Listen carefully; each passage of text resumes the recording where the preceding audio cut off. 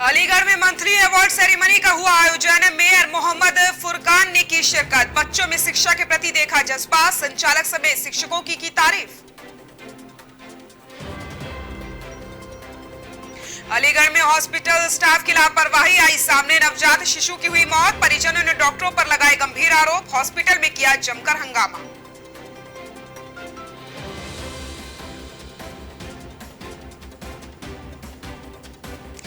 औरैया में सनसनीखेज मामला आया सामने। 14 साल के मासूम ने लगाई फांसी। मामले की जांच में जुटी पुलिस।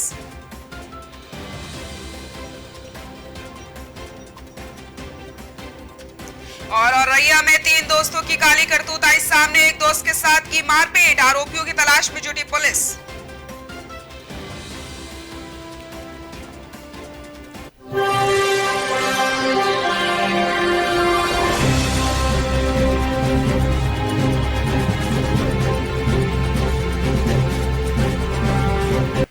नमस्कार, ओंकार न्यूज में आप सभी का बहुत बहुत स्वागत है। मैं हूं आपके साथ सृष्टि शुक्ला। रुक कर लेते हैं खबरों का। अलीगढ़ में रोजे फाउंडेशन ने मंथली अवार्ड सेरेमनी का आयोजन किया है, जिसमें मेयर मोहम्मद फुरकान ने बतौर मुख्य अतिथि शिरकत की। इस दौरान उन्होंने बच्चों में शिक्षा के प्रति जो जज्बा देखा और एनजीओ के संचालक, सदस्य और शिक्षकों की यहाँ पर तारीफ की गई। इस मौके पर मेयर ने कहा कि शिक्षा को लेकर के एनजीओ के जरिए बेहद अच्छा कार्य किया जा रहा है। 7 साल से एनजीओ के माध्यम से गरीबों को शिक्षा दी जा रही है। इस कार्यक्रम में मेयर समेत एनजीओ के कार्यकर्ता भी मौजूद रहे। तो आपको बताते चले, मंथली अवार्ड सेरेमनी का आयोजन यहाँ पर किया गया। मेयर मोहम्मद फुरकान ने यहाँ पर शिरकत की। बच्चों में जो शिक्षा के प्रति जज्बा यहाँ पर देखने को मिला, वो काबिले तारीफ था। जिसके बाद यहाँ पर जो संचालक हैं, जो शिक्षक हैं, जो लगातार गरीब बच्चों को शिक्षा प्रदान कर रहे हैं, उनकी यहाँ पर तारीफ की गई है। तो बच्चों में जो शिक्षा के प्रति जज्बा देखने को मिलता है, तो जो भी बड़ा होता है वो कहीं ना कहीं खुश इसलिए हो जाता है क्योंकि ये देश का भविष्य है और आने वाले समय में यही देश के भविष्य के रूप में निखर कर सामने आएंगे। और जब बच्चों की शिक्षा बेहतरीन होती है तो कहीं ना कहीं वो अपने आप को बेहतर कर लेते हैं। ऐसे में जो शिक्षा प्रदान कर रहे हैं, यानी कि जो शिक्षक हैं, उनकी तारीफ करना लाजमी हो जाता है।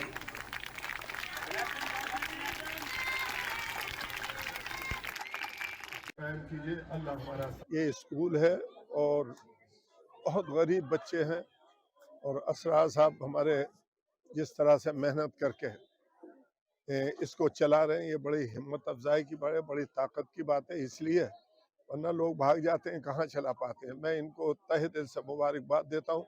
और छोटे छोटे बच्चे, कई बच्चे ऐसे आए जिन्होंने बहुत अच्छा किया है।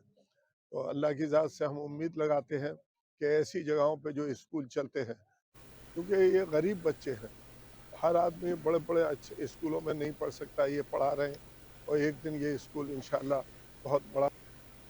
अलीगढ़ में हॉस्पिटल स्टाफ की लापरवाही सामने आई। मामला कुआरसी थाना क्षेत्र के धौरा माफी के एक निजी हॉस्पिटल का है, जहां हॉस्पिटल में बच्ची की मौत होने के कारण परिजनों ने जमकर हंगामा किया।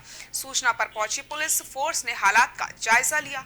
मृतक नवजात शिशु के पिता ने हॉस्पिटल स्टाफ पर गंभीर आरोप लगाए। हॉस्पिटल स्टाफ ने लापरवाही करते हुए गलत तरीके से इलाज किया है। सीनियर डॉक्टर हॉस्पिटल में नहीं बैठते हैं, अनपढ़ और अंगूठा छाप इलाज करते हैं, जिसके चलते बच्चे की मौत हुई है। फिलहाल पुलिस मामले की जांच में जुटी हुई है। तो हॉस्पिटल स्टाफ की लापरवाही यहां पर सामने आई है। नवजात शिशु की मौत के बाद जो परिजन है, उन्होंने जमकर हॉस्पिटल में हंगामा किया है। इलाज ना सही होने की वजह से ही नवजात शिशु की मौत की यहां पर खबर मिल रही है।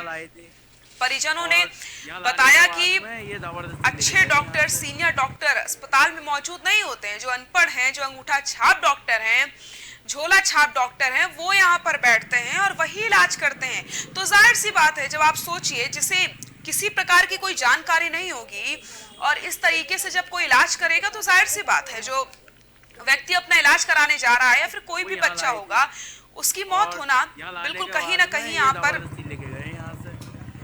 लापरवाही देखने को मिली है और इसी तरीके से अगर लापरवाही होती रही तो आने वाले समय में और भी कई लोगों की मौत यहाँ पर हो सकती है और भी कई माँ हैं जो अपने बच्चों को खो सकती है। तो प्रशासन को यहाँ पर सतर्क हो जाना चाहिए और अगर डॉक्टर कोई सीनियर मौजूद नहीं होता है हॉस्पिटल में तो तुरंत तत्काल प्रभाव से किसी न किसी डॉक्टर की यहाँ पर तैनाती कराई जानी चाहिए, क्योंकि ये झोला छाप डॉक्टरों से इस तरीके से अस्पताल नहीं चलने वाला। यहाँ पर रोज प्रशासन को भी तकलीफ होती है, जो लोग अपना इलाज कराने आते हैं उन्हें भी बेहद तकलीफ होती है। मैं बेटे को लेके आया था अपने, मेरा बेटा सही था मगर थोड़ी सी नॉर्मल में इसको नमूनिया की शिकायत थी, तो मैं लेके आया था यहाँ पर। मैंने डॉक्टर साहब को दिखाया था, डॉक्टर साहब कहने लगे इसके ब्रेड में वो इंफेक्शन हो गया है, दूसरे के लगे थे वो हो गया है, जैसे 2-3 बताने लगे। वो अपने अपने जो डॉक्टर आया वो अपनी अपनी अलग ही बता रहा था। मैंने चलिए ठीक है, मैं डॉक्टर तो है नहीं, मैं बता दूंगा, जो वो बताएंगे वो ही बताऊंगा मैं भी आप। तो फिर मैंने कहा चलिए ठीक है डॉक्टर साहब करिए आप अपनी कार्रवाई। तो वो उन्होंने भर्ती करा इसको। वो मुझसे कहने लगे इसका पर डे का चार्ज आपका कम से कम 15,000 रुपया पड़ेगा। मैं बेटे को लेके आया।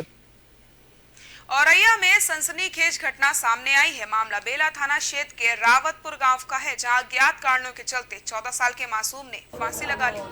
आनन फानन में लोग मासूम को सरकारी अस्पताल लेकर पहुंचते हैं, जहां डॉक्टरों ने देखते ही मासूम को मृत घोषित कर दिया।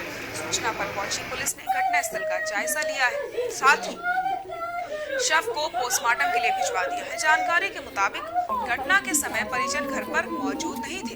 नीचे रह रहे लोगों ने घर में जाकर देखा, तब तक उसकी मौत हो चुकी थी। फिलहाल पुलिस मामले की जांच पड़ताल कर रही है।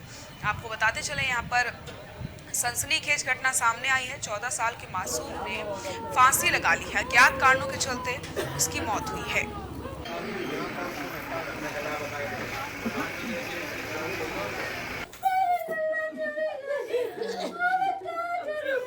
आगे क्या ऊपर बंदरों ने जब ज़्यादा उद्यम किया तो नीचे से आवाज़ लगाई, ओम बंदर मारो। जब ऊपर से कोई जवाब नहीं मिला तो एक भांजा रहता है, उसको भेजा ऊपर, डंडा लेके वो गया। जब उसने बंदर मारे, उसने देखा कि उसने ऊपर से आवाज़ दी, ओम ने फांसी लगा ली। आगे क्या खबर औरैया से है, जहां पर अपराध अपने चरम सीमा पर पहुंच चुके हैं। मामला फफून थाना क्षेत्र का बता रहे हैं आपको, जहां 3 दोस्तों ने अपने एक दोस्त के साथ ऐसी खौफनाक साजिश को अंजाम दिया कि वो अस्पताल और में जिंदगी और मौत की जंग लड़ रहा है। पीड़ित की माने तो उसके विश्वासघाती दोस्त पहले किसी सुनसान जगह पर ले जाते हैं, उसके बाद दोस्तों ने उसके साथ बिना किसी बात के जानवरों की तरह उसके साथ बर्ताव किया, यानी कि बहुत ही बेरहमी के साथ उसे मारपीट की। इतना ही नहीं, खुद उसे मरने वाली हालत में छोड़ करके वहां से भाग निकले, जिसके बाद घायल को इलाज के लिए पिता उसके अस्पताल ले गए। वहीं सूचना पर पहुंची पुलिस ने अस्पताल में पीड़ित का हाल जाना, साथ ही पुलिस ने पीड़ित की तहरीर पर मुकदमा भी दर्ज किया है। आरोपियों की तलाश के लिए टीमें गठित कर दी गई है। फिलहाल पुलिस आरोपियों की तलाश में जुटी हुई है। तो आपको बताते चले, जहाँ पर दोस्त के दुश्मन बन बैठते हैं। 3 दोस्तों की काली करतूत सामने आई है। एक दोस्त के साथ बेरहमी से मारपीट की गई है और मरने वाली हालत में पीड़ित को यहाँ पर छोड़कर दोस्त चले जाते हैं। आरोपियों की तलाश के लिए टीमों का गठन कर दिया गया है और लगातार टीम आरोपियों की तलाश कर रही है। क्या कहा था? एकदम मारने लगे था। लड़ाई नहीं करते साहब, कचरू नहीं लेके हम लोग तो परे थे। खबर औरैया से है, जहां पर दिल दहला देने वाली घटना सामने आई है। अछलदा थाना क्षेत्र का यह मामला है, जहां पहले एक युवती ट्रेन की चपेट में आई और उसकी मौत हो गई। उसके करीब 1 घंटे बाद ही मृतका के एक रिश्तेदार ने ट्रेन के सामने आकर अपनी जान दे दी। इन दोनों घटनाओं से परिवार में कोहराम मच गया है, जिसके चलते गांव में अफरा तफरी का माहौल बन गया है। हालांकि इन दोनों मौतों के पीछे की वजह का जो खुलासा है वो अभी तक नहीं हो पाया है। सूचना पर पहुंची पुलिस ने दोनों शवों को बरामद करके पोस्टमार्टम के लिए भिजवा दिया है। वहीं पुलिस इस घटना को एक्सीडेंट करार दे रही है। तो एक साथ एक ही परिवार के 2 घंटे के अंदर ही 2 लोगों की मौत हो जाना, कहीं ना कहीं आप सोचिए कि उस परिवार पर क्या बीत रही होगी। तो दिल दहला देने वाली ये घटना सामने आई है। युवक युवती की ट्रेन से कटकर मौत हो गई है। पोस्टमार्टम के लिए शवों को भिजवा दिया गया है और मामले की जांच की जा रही है। लेकिन जब पुलिस से बातचीत की गई तो पुलिस यही कहना था कि ये मात्र एक एक्सीडेंट है। फिलहाल इसके पीछे की क्या वजह है वो तो जांच के बाद ही सामने आ पाएगा।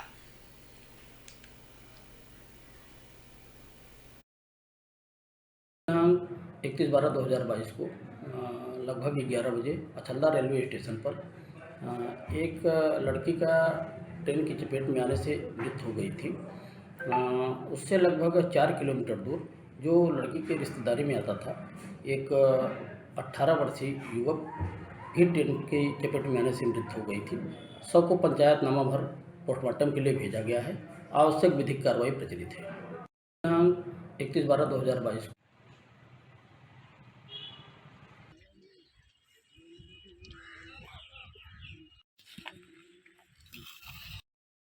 में दर्दनाक हादसा हो गया। मामला एकरावा कटरा थाना क्षेत्र का है, जहां बोलेरो को बचाने के चक्कर में एक ट्रैक्टर ट्रॉली पलट जाती है, जिसके चलते ट्रैक्टर पर सवार लोग गंभीर रूप से घायल बताए जा रहे हैं। बच्चे समेत 5 लोग इसमें शामिल हैं। सूचना पर पहुंची पुलिस ने घायलों को जिला अस्पताल भर्ती कराया। जानकारी के मुताबिक सभी लोग मेला देखने गए थे तो एक दर्दनाक सड़क हादसा हुआ है, जहां पर ट्रैक्टर ट्रॉली पलटने से यह हादसा हुआ। 5 लोग गंभीर रूप से घायल हैं। महिलाएं समेत बच्चे भी इसमें शामिल बताए जा रहे हैं। पुलिस ने सभी को अस्पताल में भर्ती कराया, जहां पर उन सभी का इलाज चल रहा है।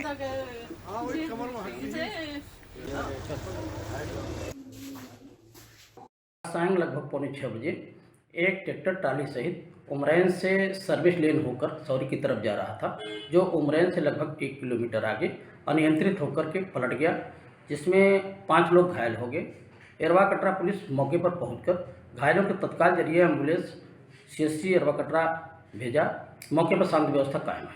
सायं लगभग 5:45 बजे एक ट्रैक्टर ट्राली सहित उमरैन से सर्विस लेन होकर सौरी की तरफ जा रहा था, जो उमरैन से लगभग 1 किलोमीटर आगे अनियंत्रित होकर के पलट गया, जिसमें 5 लोग घायल हो गए। एरवा कटरा पुलिस मौके पर पहुंचकर घायलों के तत्काल जरिए एम्बुलेंस CSC एरवा कटरा भेजा। मौके पर शांति व्यवस्था का। खबर बहराइच से है, जहां पर आग का तांडव देखने को मिला है। मामला नानपारा क्षेत्र के जूड़ा गांव का बताया जा रहा है, जहां अज्ञात कारणों से 3 घरों में आग लग जाती है, जिससे घर में रखा सारा सामान जलकर राख हो जाता है। अचानक लगी आग से गांव में हड़कंप मच गया। वहीं जैसे ही ग्रामीणों ने को इसकी सूचना मिली, कड़ी मशक्कत के बाद आग पर काबू पाया गया। वहीं ग्राम प्रधान प्रतिनिधि विनोद निषाद ने अपनी तरफ से आग से पीड़ितों को त्रिपाल और खाने की व्यवस्था कराई। फिलहाल राहत और बचाव का जो कार्य है वो जारी है। तो आपको बताते चले, आग का तांडव देखने को मिला है। 3 घरों में अचानक से आग लग जाती है और घर में रखा सारा सामान जलकर राख हो जाता है। ग्रामीणों को आग लगने की सूचना जैसे ही मिलती है वो वहां पर पहुंचते हैं। कड़ी मशक्कत के बाद आग पर काबू पाया जाता है। फिलहाल जो प्रधान है उन्होंने लोगों की मदद की है और जो भी पीड़ित है उन्हें त्रिपाल की व्यवस्था कराई जाती है, खाने की व्यवस्था यहाँ पर कराई जाती है, क्योंकि उनका सारा सामान जलकर तो राख हो चुका था।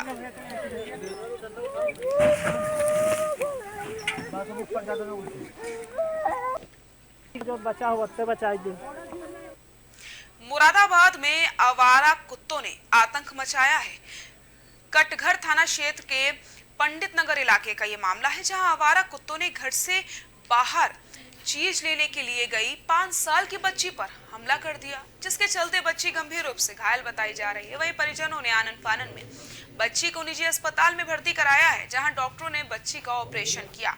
स्थानीय लोगों और भारतीय किसान यूनियन तोमर की टीम ने जिला प्रशासन और मुख्यमंत्री पोर्टल पर इसकी शिकायत की है। तो आवारा कुत्तों का आतंक देखने को मिला है। एक 5 साल की मासूम बच्ची को कुत्तों ने अपना शिकार बना लिया।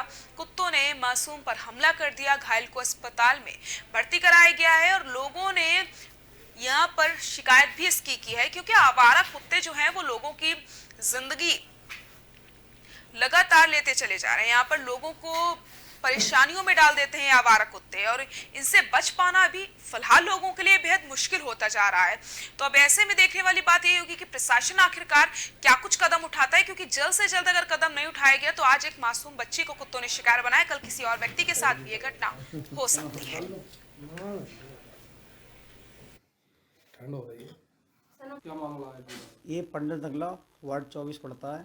यहाँ पे नदीम भाई हैं, इनके बच्चे को कुत्ते ने काट लिया। आवारा कुत्ता इस तरीके से दहशत मचा रखी है कि बच्चों को निकलना बाहर 10 बार कर दिया है, जिससे मैंने शिकायत नगर निगम के अधिकारी से की थी, लेकिन अधिकारी ने इस बात पर कोई गौर नहीं दी। उसके बाद मैंने मुख्यमंत्री पोर्टल पर शिकायत इसकी दर्ज कराई है। आज देखो इसमें क्या रिजल्ट मिलता है कि बच्ची दुकान पे कुछ चीज़ लेने के लिए जाई थी, वहाँ आवारा कुत्ते ने उसको हमला कर दिया। बेचारों ने जैसे तैसे करके सर्जरी कराई है। एक आदमी अपनी घर की परवरिश करे या बच्चों को वो करे। अब इन आवारा कुत्तों ने आतंक मचा रखा है, कुत्तों ने, बंदरों ने, कि इस समय बंदरों ने इतना आतंक है कि छत पर चढ़ना दुश्वार है। हमने नागरिक से मांग की थी, मगर उन्होंने इस बात को कोई अनसुनी कर दिया। बस ये है कि इन कुत्तों से इनको बंद कराया जाए। आतंक कुत्तों का यही है कि जैसे कि गलियों में और बल्कि शहरों में भी बच्चों का निकलना दुश्वार है, बड़ों का निकलना दुश्वार है। ये वार्ड नंबर 24 पंडित नगले का मामला है। हमारे छोटे भाई नदीम है, इनकी बच्ची शाम 3 बजे घर से चीज़ लेने के लिए निकली थी। उसी में कुत्तों ने, आवारा कुत्ते जो हैं मोहल्ले में, उन्होंने उस पर गंभीर तरीके से हमला कर दिया। बहुत जोखिम हो गई बच्ची। कई अस्पतालों में दिखाया, अस्पतालों में दिखाने के बाद फिर इस अस्पताल में इसका इलाज करा रहे हैं। हमने नगर निगम अधिकारी से भी बात की तो वो एक ही हवाला दे रहे हैं कि टेंडर। अरे भाई स्मार्ट सिटी है, हम हाउस टैक्स जमा कर रहे हैं, वाटर टैक्स जमा कर रहे हैं, तमाम टैक्स जमा करते हैं, और उसके बावजूद भी जब कोई ऐसी परेशानियाँ आती हैं तो बस टेंडर में पड़ा हुआ है। न जाने कब टेंडर होगा और कब कुत्ते पकड़े जाएंगे। नायरा नाम है इसका, और आवारा कुत्तों ने इसे काटा है। ये चीज़ लेने गई थी दुकान पर, और 20-25 कुत्ते हैं, कोई इसे बोल नहीं कर पा रहा। नगर निगम से कई दफ़ा कह दिया। इससे पहले भी हमला करा कुत्तों ने? जी, जिससे पहले भी मेरे छोटे वाले बच्चे पे किया था, मेरे एक पड़ोस में है उस पर भी किया था। शिकायत करी थी आपने? शिकायत कई बार कर दी साहब, कोई बोल नहीं हो रही। क्या मामला है? पीलीभीत में पुलिस की सावधानी की वजह से महज 24 घंटे के अंदर ही हत्या के आरोपी गिरफ्तार हो गया। साथ ही आरोपियों के पास से वारदात में इस्तेमाल होने वाले हथियार भी बरामद हुए। जानकारी के मुताबिक आरोपियों ने साजिश के तहत हत्या की थी। फिलहाल पुलिस आरोपियों के खिलाफ कार्रवाई करने में जुटी हुई है। तो आपको बताते चले, पुलिस ने इस प्रकार से एक्शन लिया कि 24 घंटे के अंदर ही हत्या के आरोपियों को गिरफ्तार कर लिया। तो साजिश के तहत हत्या की वारदात को अंजाम दिया जाता है। पुलिस कोर्ट में आरोपियों को पेश करेगी।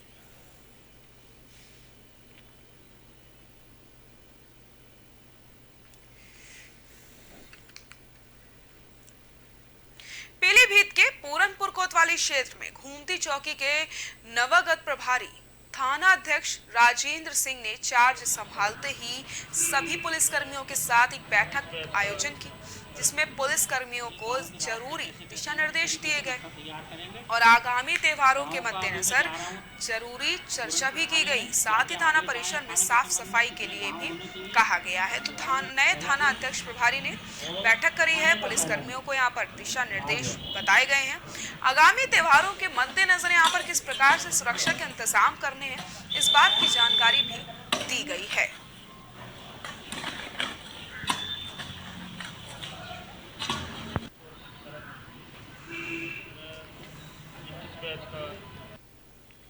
शामली में आजाद समाज पार्टी के पदाधिकारियों ने निकाय चुनाव में ओबीसी आरक्षण की मांग को लेकर जिला कलेक्ट्रेट में जमकर नारेबाजी करके प्रदर्शन किया। साथ ही उन्होंने निकाय चुनाव में ओबीसी की भागीदारी सुनिश्चित किए जाने की मांग। साथ ही आजाद समाज पार्टी के पदाधिकारियों ने प्रदेश के राज्यपाल को संबोधित एक ज्ञापन एसडीएम सदर विशु राजा को सौंपा है, जिसमें कहा गया कि सुप्रीम कोर्ट ने 12 साल पहले निर्देश दिया था कि निकाय चुनाव में 2 तारीख को ओबीसी सुप्रीम कोर्ट में याचिका डाल रहे हैं उत्तर प्रदेश सरकार, लेकिन हमारी मांग है कि अधिकांश राज्य सरकारों ने इस निर्देश का तभी तो हम लोग ज्ञापन दे रहे हैं पूरे प्रदेश में माननीय राष्ट्रीय जिला हमारे केंद्र सरकार जी का आदेश है कि प्रत्येक जिले के जिला मुख्यालय में जिला कलेक्टर को ज्ञापन सौंपा लागू करने की समस्या आती है। साथ ही कहा कि सबसे बड़ी जरूरत है कि जातिगत जनगणना कराई जाए, ताकि सरकारी नीतियों के लागू होने के साथ ही देश में सामाजिक न्याय स्थापित हो सके। जातिवार जनगणना के जरिए ओबीसी के आरक्षण के जरिए उनकी भागीदारी और प्रतिनिधित्व सुनिश्चित हो सकेगा। साथ ही उन्होंने चेतावनी देते हुए ये भी कहा कि अगर हमारी मांगे नहीं मानी जाती हैं तो हम सड़कों पर उतर करके आंदोलन करेंगे।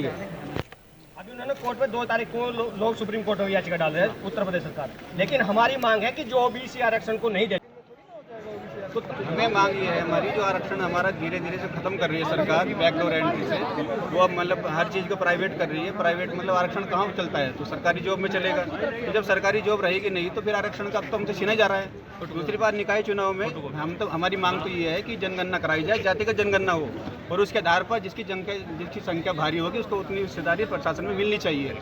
और ये सरकार जो निष्ठुर सरकार बैठी हुई है, जो हमारे आरक्षण के हक को छीनी हुई, जो हमारे महापुरुषों ने हमें प्रदान किया, वो हमें मिलने चाहिए, जो हमारा हक भी है। उत्तर प्रदेश सरकार के द्वारा निकाय चुनाव की घोषणा की गई थी, जिसमें ओबीसी को आरक्षण नहीं दिया गया था। उसमें एससी एसटी के भी आरक्षण में कटौती की गई है, जिसमें जिला शामली में सिर्फ पिछड़े वर्ग को एक सीट आरक्षित की गई है बनत की। उसके अलावा जिला शामली में कहीं भी अनुसूचित जाति की कोई सीट आरक्षित नहीं की गई है और ना ही ओबीसी को आरक्षित सीट की गई है। हमारी सरकार से मांग है, माननीय राष्ट्रपति चंद्रशेखर आजाद जी के द्वारा हम लोग को आह्वान किया गया कि उत्तर प्रदेश के 75 मुख्यालय जिलों पे पहुंचकर जिला कलेक्टर को माननीय राष्ट्रपति मोदी जी के नाम ज्ञापन सौंपा जाए। हमें मांग ये है हमारी, जो आरक्षण हमारा धीरे धीरे से ओबीसी आरक्षण बहाल करो, बहाल करो, बहाल करो। ओबीसी आरक्षण बहाल करो, बहाल करो, बहाल करो। ओबीसी आरक्षण बहाल करो, बहाल करो, बहाल करो। ओबीसी आरक्षण।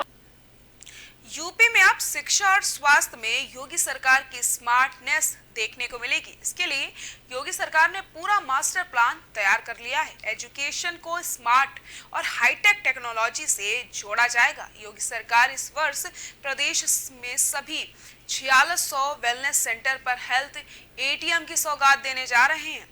इसके साथ ही सभी हेल्थ एटीएम पर लोगों की सहायता के लिए एक्सपर्ट्स कर्मियों की नियुक्ति की प्रक्रिया को भी तेज कर दिया गया है। 2023 में मुख्यमंत्री योगी आदित्यनाथ के नेतृत्व में विभिन्न सेक्टर में तमाम ऐसे कार्य शुरू होने जा रहे हैं, जिनसे उत्तर प्रदेश की पहचान को नया आयाम मिलेगा, जिसमें चिकित्सा, कानून व्यवस्था, पर्यटन, शिक्षा और इंफ्रास्ट्रक्चर डेवलपमेंट पर काफी ज्यादा फोकस किया जा रहा है। इस साल हर जिले को अपना मेडिकल कॉलेज मिल जाएगा। इसी साल हर जिले को हेल्थ एटीएम भी मिल जाएगा। सीएम योगी के निर्देश पर प्रदेश की जो शिक्षा व्यवस्था है और स्मार्ट बनाने का प्रयास किया जा रहा है, जिसके तहत बेसिक, जूनियर, माध्यमिक स्तर पर जहां स्मार्ट क्लास के जरिए बच्चों को शिक्षा दी जाएगी, वहीं हर विद्यालय को 2-2 टैबलेट दिए जाएंगे। इतना ही नहीं, नए साल से टीचर्स के साथ बच्चों की फेस रीडिंग के जरिए हाजिरी लगाई जाएगी। साथ ही सीएम योगी के निर्देश पर पुलिस अपराध और अपराधियों पर ड्रोन से नजर रखेगी और शिकंजा कसेगी। गांव के विकास की अगर हम बात करते हैं और समस्याओं की बात करते हैं, तो हर शुक्रवार चौपाल लगेगी। इंफ्रास्ट्रक्चर को मजबूत करने को यूपीसीडी का रोड मैप भी तैयार किया जाएगा।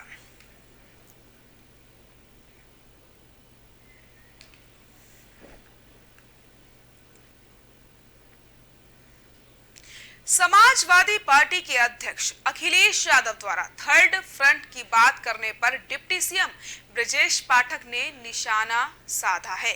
उन्होंने कहा कि थर्ड फ्रंट का भविष्य हम लोगों ने 1989 से देखा है, जब वीपी सिंह ने सरकार बनाई थी। भ्रष्टाचार के खिलाफ तब कई दलों को जोड़कर तीसरा मोर्चा बनाया गया था। तीसरे मोर्चे की सरकार 6 महीने से ज्यादा नहीं चल पाई।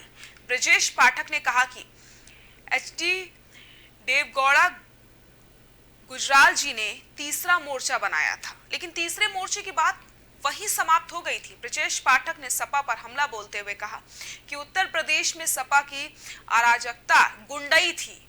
उनकी सरकार में बहू बेटियों की इज्जत आबरू खतरे में थी। खेत दुकान को लूटना, एक परिवार को आगे बढ़ाना प्रदेश की जनता ने अपनी आंखों से देखा है। आज जनता ऐसी पार्टी के साथ है जो सब स्पर्शी है। 70 सालों में कोई गरीब आदमी को पक्का मकान नहीं दे पाया। इसी बुंदेलखंड में सपा के शासनकाल में ट्रेन से पानी आता था। आज हमारी सरकार में घर घर शुद्ध जल मिल रहा है। उन्होंने कहा कि ज्यादातर बीमारियां पीने के पानी से होती हैं। हमने उस समस्या को दूर कर दिया। डिप्टी सीएम ने कहा कि हम तो उनके यहां भी जा रहे हैं जिनका हक मारा गया है। 3 तलाक कानून पास हुआ तो किसके लिए? आधी आबादी के लिए, मुस्लिम समाज के लिए। ये पीएम मोदी ने किसी और के लिए नहीं किया है। तो ब्रजेश पाठक ने जमकर सपा पर निशाना साधा है।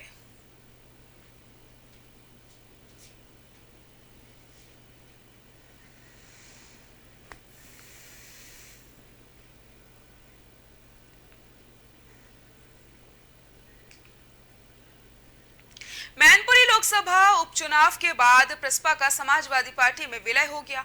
इसके बाद से सपा नेता शिवपाल यादव के सुर बदले हुए नजर आ रहे हैं। सपा नेता लगातार योगी सरकार पर हमलावर हैं। शनिवार को एक निजी कार्यक्रम में शामिल होने पहुंचे पूर्व कैबिनेट मंत्री ने योगी सरकार को निकाय चुनावों में ओबीसी आरक्षण और कानून व्यवस्था को लेकर जमकर घेरा। शिवपाल यादव ने शनिवार को एक निजी कार्यक्रम में हिस्सा लेने के लिए पहुंचे थे। इस दौरान उन्होंने योगी सरकार पर विपक्ष की अवहेलना का आरोप लगाया। उन्होंने कहा कि उत्तर प्रदेश में हमारी भी सरकार रही है।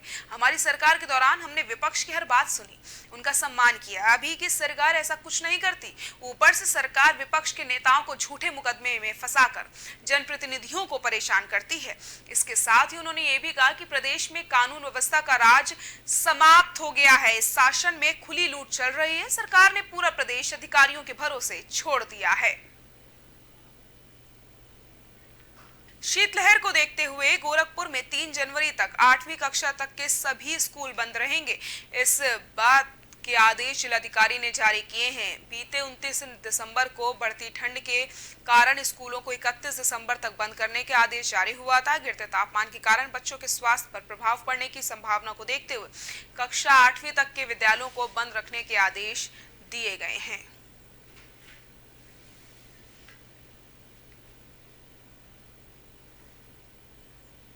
खबरों में फिलहाल के लिए इतना ही। देखते रहिए ओंकार न्यूज। नमस्कार।